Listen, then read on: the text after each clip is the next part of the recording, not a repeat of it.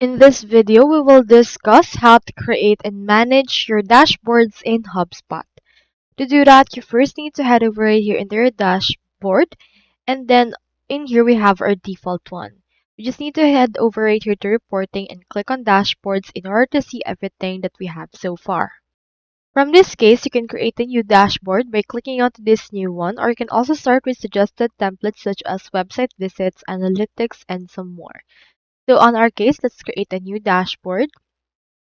Input right here the dashboard name. Like for example, let's just name it this as our backup. And you can choose right here the permission. Click on create. And then after that, the dashboard will be created. Click on this go to your dashboard in order to open it. And then from in there, you can find the report dashboard already created through this way.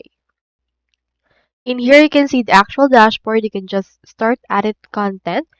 Just click on this and add right here report, image, text, and likes.